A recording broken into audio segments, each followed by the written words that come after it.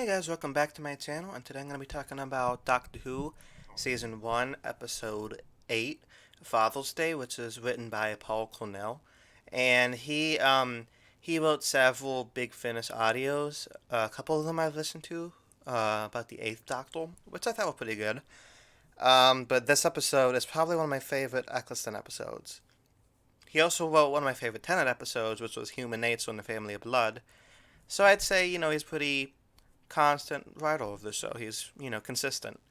This episode, I think, is Billy Piper's best performance.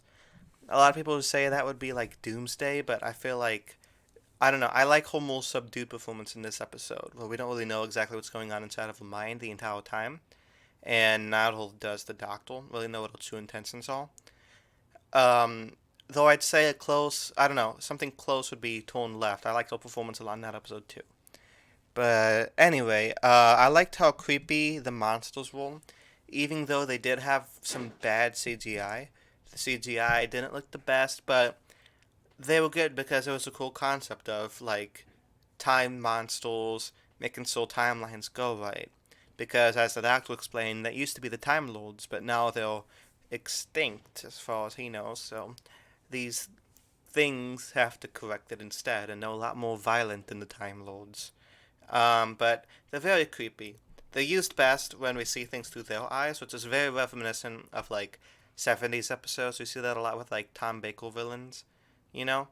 Um, so the main point of this episode is Rose saves her father from getting hit by a truck back in the 1987, and that kind of sets in motion like history is being changed. History can't be changed, I think we all learned this in the Aztecs. So because he changed his history, these monsters are coming and they're gonna like destroy the universe unless Pete sets things right and dies. It's very similar to the Star Trek episode, The Edge of City and the Edge of Forever. I think that's what it's called, where Bones accidentally saves Joan Crawford or whatever, and we have to like find out if we have to try to kill her. It's a very similar episode, especially with like the thematic elements of death and stuff. And I think this episode handles it very well. I like how the Doctor plays like Doctor Who. I love it when Doctor Who plays with time travel without making it too confusing like some of the Stephen Moffat scripts, which were good by the way, just a bit confusing, hard to grasp. But this one had really good time travel elements without being too like what is going on. I like when I like how we don't know if this is Rose's plan all along, was to save her dad, how long she's been concocting this experiment. Like, did she think of it as soon as the doctor said we also travel in time? Did she think of it then? Or did she think of it later on travels? Did she use all those previous episodes to gain his trust? We don't really know. Um, and I like that. I like when shows kind of leave things to your imagination so you can kind of find out, like, what the character's motivations really are. It's something I think The Sopranos uses very well, and Chris Chibnall does not use well because he has the characters explain the plot every 10 seconds. But this leaves a lot more ambiguity, which I appreciate in a story like this. I have so we find out in this that Mickey is like 8 years old, which means he knew Rose since she was a baby. That's a little sketchy. I'd say that's a little sketchy. How did Jackie know him again?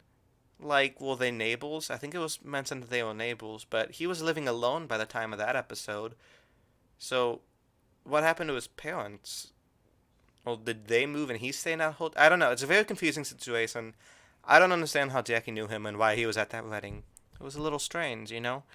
I like how Pete, when we finally meet him, first we see Jackie telling a young Rose about how great of a person he was, and we find out he's not the best person. He may or may not have cheated on his wife. He's not the best father. But I like this. It shows that like Jackie only reminisces about the good times and the good qualities that he has, which a lot of us do after somebody dies. We kind of forget all the bad stuff about them, and we only focus on the good things. And I think this episode did a great job of showing that. But I like how Pete overall turns out to be a good person when he sacrifices himself to fix reality. Even though this isn't technically the last time we see him because he does come back in the parallel. So yeah, I don't know. I think this episode's one of the best. I think it's maybe my fourth favorite of the season. So I'm gonna give this a B. A pretty solid episode. Eccleston gives a great performance, but I think Billy Piper steals the show for this one. She's not even one of my favorite companions. I dislike her a lot in series two. Nothing to do with her acting. I just think it's the direction they took her character in series two. But in series one, this is probably your best performance. I think it's fantastic. What do you guys think of Father's Day? Down in the comments, let me know. And this Sunday, I will be posting my review of Spirited Away, a classic Studio Ghibli movie. So if you want to check that out, then come back to my channel on Sunday and let me know what you think. I will talk to you guys then. But until then, everybody out there have a nice day and stay safe and peace.